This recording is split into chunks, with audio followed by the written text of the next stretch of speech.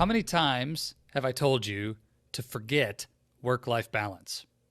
If you've been hanging out around the Happy Engineer podcast and Zach White at all, you know that I do not like work-life balance.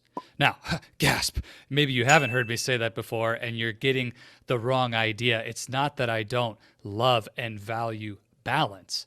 Balance is so key, not just to our happiness and joy in the moment, but to the quality of the career growth that we experience and the acceleration that's possible for you as well. So what do we mean by forget work-life balance? Well, today we're going to unpack that deeply, and I'll share with you the single, simplest, and most important tool you will ever use to help you achieve what I like to call whole life balance between your career and the rest of who you are as an engineering leader. Now, back in 2012, I went on a trip to Chicago with my wife, and we were going to Chicago for ballroom and Latin dance lessons. I spent a lot of time competing in ballroom and Latin dance, both in college and after college during my career. And we were driving to Chicago for the weekend, staying with some friends who were also competitive dancers. And we were flying our coaches in for 2 days of solid lessons. An incredible opportunity. These coaches were from places like Russia and Latvia, living in the United States in New York and North Carolina, but we were flying them in for the day on Saturday and Sunday to teach ballroom and Latin dance to us. It was an incredible opportunity. Well, on the drive home from that trip to Chicago, my wife and I got into, let's call it an argument. Okay, it was an argument. We started fighting, and it began as a little tiff around money. You can imagine that this trip and all the expenses involved in bringing dance coaches from other parts of the world into Chicago for a day, paying for their flights, their meals, their travel expenses to and from the airport, everything, was a pretty high ticket investment, especially for me being very junior in my engineering career, and my wife was not earning very much at the time, and it was taking a big bite out of our budget. So it started as a little argument about money and can we afford to continue to do this? And I don't know if this is the right decision with our finances. And I mean, you could just imagine how money goes. It can be tough with a spouse. In any relationship, money is tough. Well, that spiraled into arguing about marriage and things that weren't working between us and our intimacy. And then the friends that we were hanging out with. And we drove all the way to Chicago to stay with your friends, and we never spent any time with my friends. And then that became family and in-laws. And next thing you know, we're fighting about what church we're going to go to. And thank God that we finally made it home and the argument ended and got to go to bed. Well, I walked away from that situation thinking to myself that, you know what, there's some friction at home. But my work-life balance overall is still pretty good. I'm happy with my career, and there's some work to do at home, but everything overall, pretty good. 2 years later, I was completely burned out, grinding my face along rock bottom in my life, and divorced. The truth is, things were not fine. My work-life balance mental model had completely failed me, and I was not taking care of the things in my life that needed my attention right then, right there. I was blind to it. The tool that we're going to walk through here, it is very common. It's called the Wheel of Life, but it is the most important tool that you will use to create whole life balance right where you're at today and to experience a deeper level of happiness and progress in all the parts of who you are. What I'm going to share with you is not just the tool, but a couple of the key areas that you need to get right in how you use this tool to get the full value from it. When I first saw the Wheel of Life, I did it wrong. I used it in a way that made it more complex than it needed to be. And I want to share with you those failure modes and make sure that you're getting this right and you're creating incredible value from the tool. Now, there is in the show notes a link to grab a PDF workbook with everything that we're going to do so you can follow along and use this tool for your own life and take action right now. I highly encourage you, go download the PDF so that you can actually do the Wheel of Life for your own situation, follow along, take notes, and do this on your own. If you're driving or working out right now, go grab the PDF later and do the workbook on your own time after you're done. Let's jump in. I want to show you how to use the Wheel of Life. You can follow along with the actual slides and the demo on the YouTube channel or on our website where the video is posted, but we'll make sure this is very clear and simple for you to follow along as we go through, and grab that PDF so you can do this on your own time.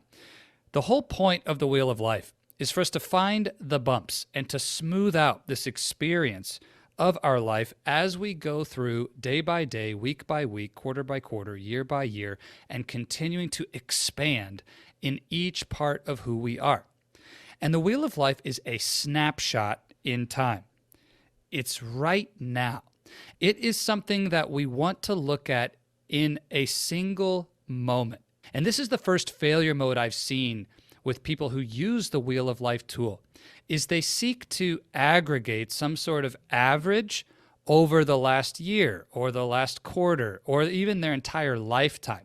And when they're filling in their scores and assessments, they're doing some mental calculus around what type of average they've had in a particular area. And it's very easy to convince yourself based on your conditioning or core beliefs in a certain area to give a score that is unrealistic of how you actually feel right now. And the value of the tool is to treat it as a true point in time snapshot. So in the workbook, you'll see we're going to put today's date. I want you to actually capture the date that you are doing this because it's a point in time. It is a single moment. And for me, as I'm recording this, it's in December of 2023. So I'm going to load in 12/19/23. And here is the core question that drives the Wheel of Life. On a scale of 0 to 10, how satisfied, how fulfilled are you with each domain of your life today? Just pause for a moment and reflect on this exact experience, quality, state, energy of each area right now for you. We'll start with an easy one. Your body, your physical health, how you feel in your physical body right now. I just invite you to scan your body. Do you have any aches and pains? Are you frustrated with what you're seeing on the scale today? Maybe, you're not eating the foods that give you the best energy. You're feeling a bit sluggish today. Maybe you are sick. Right now it happens to be a time where you have a stomach flu or you're not doing well. You're in bed. From 0 to 10, how satisfied, how fulfilled are you with your physical body? And imagine that a 0 is the worst. 0 is the absolute worst that this has ever been for you. And a 10 is exactly what you want it to be. You could not imagine it being any better right now than it is. And what we'll do is pick that score right here at a moment in time. Don't overthink this. You're doing a real-time scan and you're picking the number that you feel is true for you right now. So for me, if I'm being honest about my physical health and body today, I feel great. I worked out this morning. I've had a lot of water today. I got to have a wonderful latte, great coffee. Recording this podcast is a high energy thing for me. So I'm actually going to give myself a 9. I feel really good about my physical body right now. We won't go through each category in this depth, but I'm going to share with you the 8 spokes on the Wheel of Life. And this is exactly the model that we use with all of our clients who are part of our programs here at the Oasis of Courage and the coaching that I do. And just as a resource for you, I want you to know this tool can be adapted into any framework of balance in life. Thinking back to episode 36 with Carrie Jack, we talked about the 10 alignments. You could use this tool around the 10 alignments.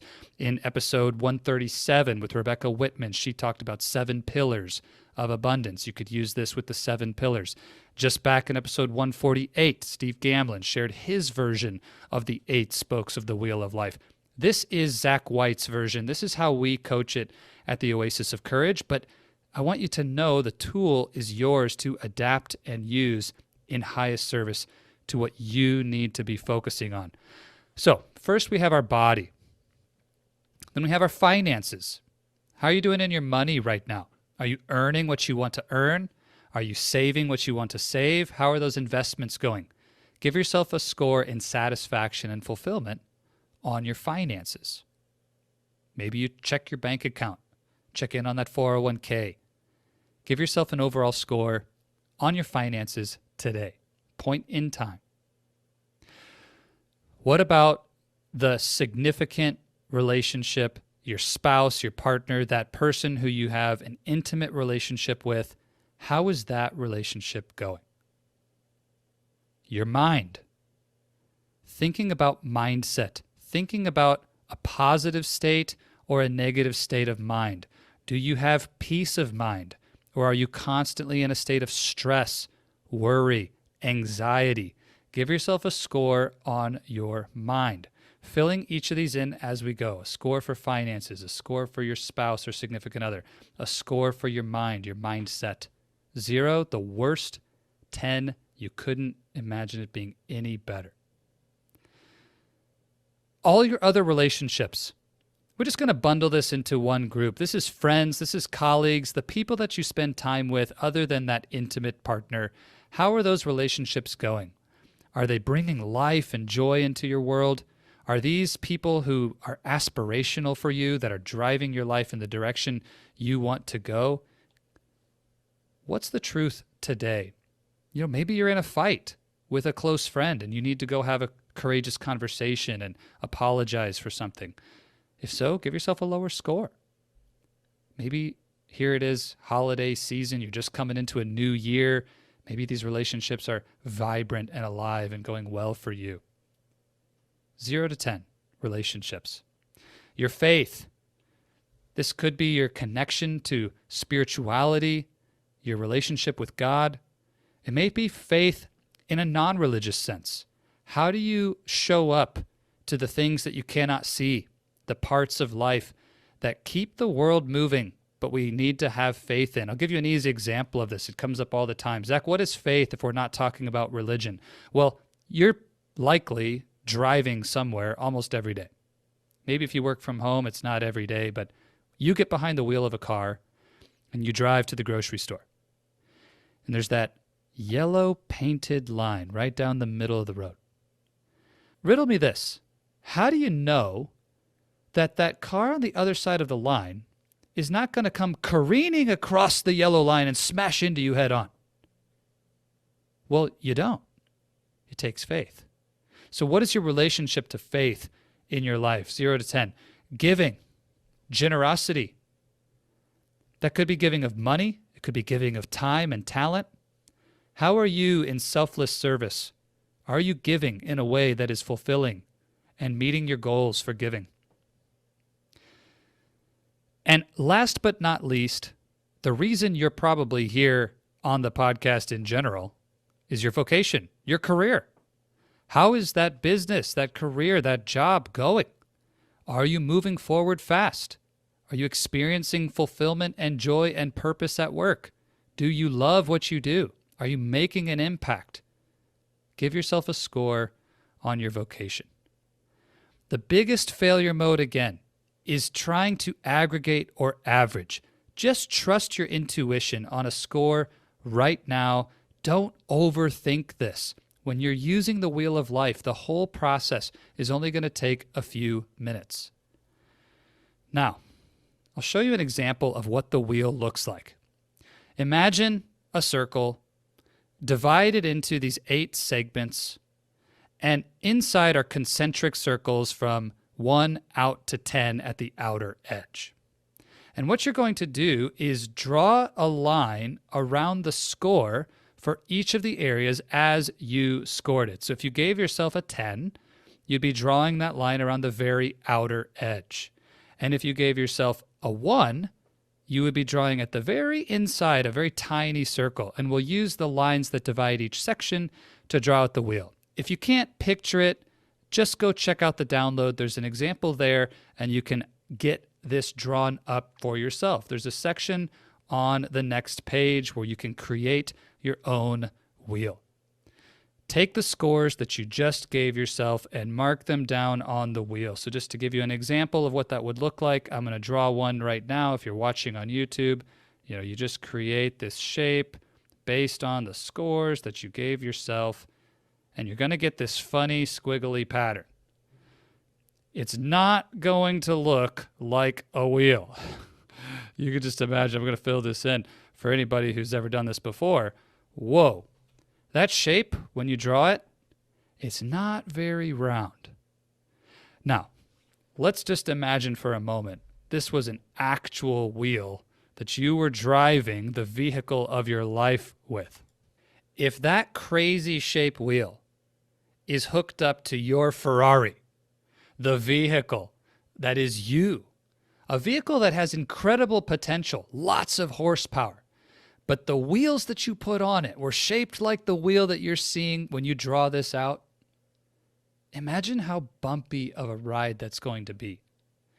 If you have high scores in many of these areas, but one or two areas in your life that are a 1, a 2, a 3, you're very unsatisfied, you're very unfulfilled.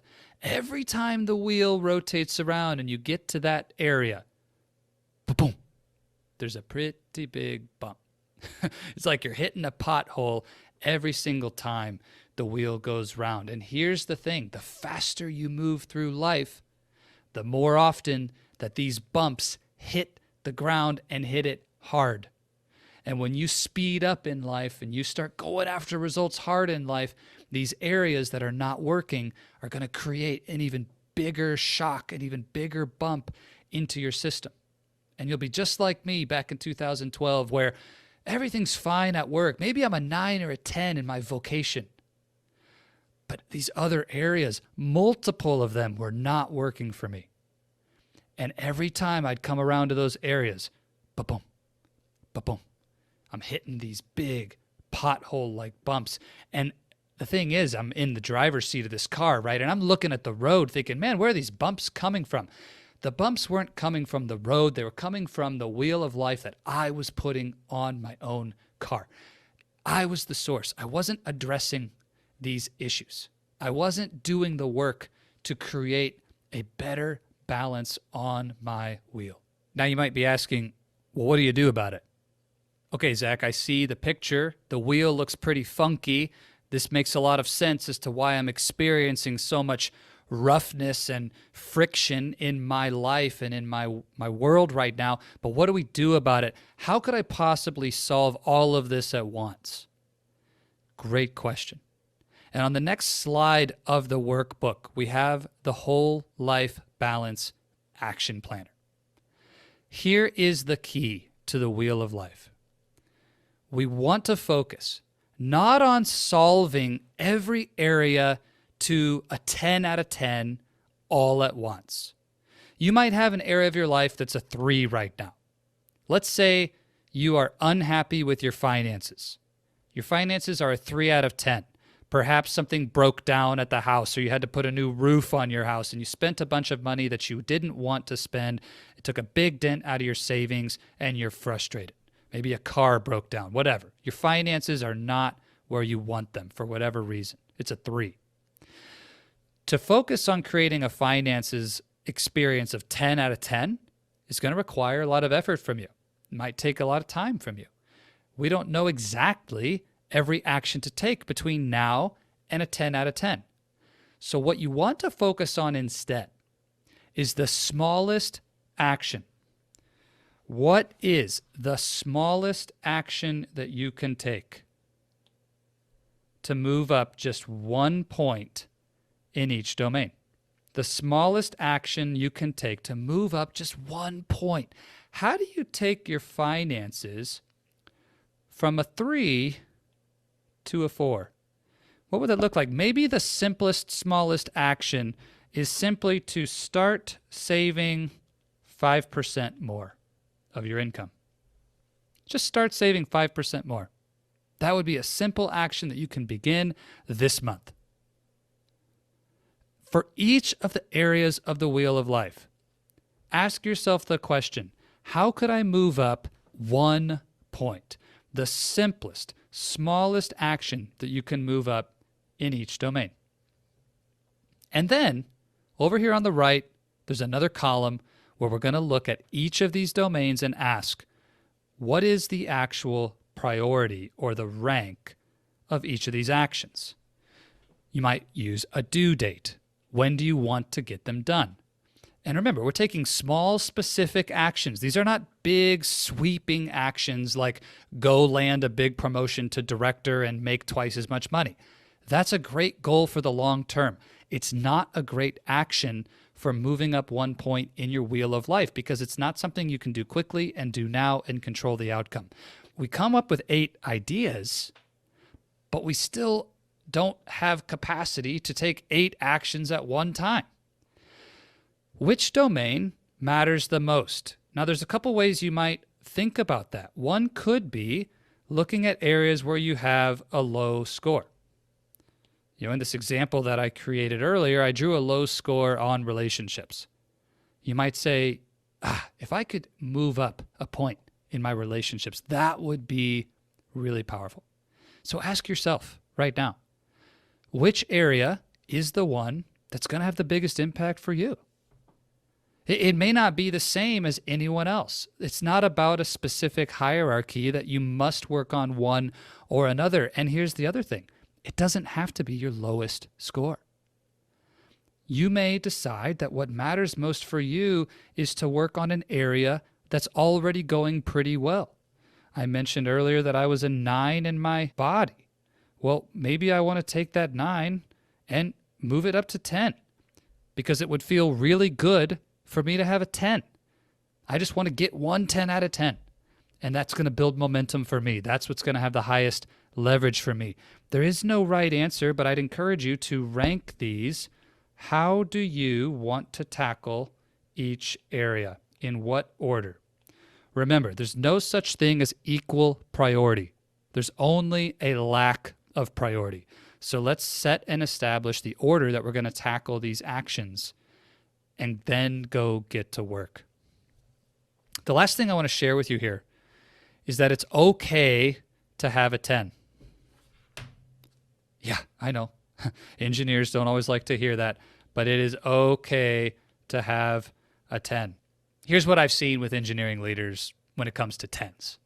We all like to leave room for potential future growth. Nothing is perfect. We can always imagine something better. And that's a great quality, by the way. But what I want you to ask yourself is, what would a 10 out of 10 look like as a snapshot in time? We're asking about right now. And of course, we have goals for the future. But if we always rely on hitting the goal to experience a 10 out of 10, then you set yourself up for a life that you never actually reach the fullness of happiness, satisfaction, and fulfillment in your life. It's okay to be a 10 today, because here's what I want you to know about the wheel of life. None of your scores are stagnant. None of them are written in stone. And if you do nothing in a particular area over time, that 9 will become an 8, will become a 7, will become a 6, will become a 5. If you're not growing, if you're not expanding, then you're shrinking and you're dying in that area. So yes, tomorrow you can be better. Yes, today's 10 is tomorrow's 9. I get it. But it's okay to give yourself permission to experience a 10 out of 10 today. Don't be afraid of the 10. It's a snapshot in time. Give yourself permission to mark that top score. Similarly, be honest with yourself, and if an area is truly really low, really bad, mark a low score. There's no ego here. You're not trying to impress anybody. Put down the truth. If you want the tool to serve you well, be honest with yourself. How often do we want to look at this? I'd encourage you to use the tool as often as you need it to continue to balance and rebalance your whole life. I look at this a minimum of once a quarter. And if things feel out of balance to me, if I'm really struggling in an area or things are just chaotic in my world, then I'll look at it every single week. Because the truth is, it's not hard, it's not complex. You can score every area, quickly come up with actions you could take this week to help each area, and have that all done in 5 minutes, 10 minutes max. It doesn't need to be difficult. If it takes you an hour to do this, you're doing it wrong. Keep it simple, keep it action-oriented. Use the workbook that's attached there as a guide, or do it in your own journal. There's so many free resources for this Wheel of Life tool, but absolutely put it into practice. Make it a part of your playbook rhythms, something that you come back to often. Don't fall into the trap of work-life balance, this two-dimensional, scale-like model of career and life. The trap that will turn you into something that looks a lot more like bipolar than balance. You can't make up for bad work by partying harder on the weekends. And you're not going to experience your full potential by only looking at work and everything else as two categories. There's a lot of areas of your life that matter. And how you do anything is how you do everything. So if you want to experience the upward spiral of growth in your whole life, then we need to be taking simple, small action to work on each area of the wheel. Grab the workbook, have fun going through this on your own, and shoot me some feedback on what helps you the most. I'd love to hear from you. Join us at Happy Hour. The registration link is in the show notes. And tell me what you discover about yourself as you go through and execute on action from your Wheel of Life. Let's do this.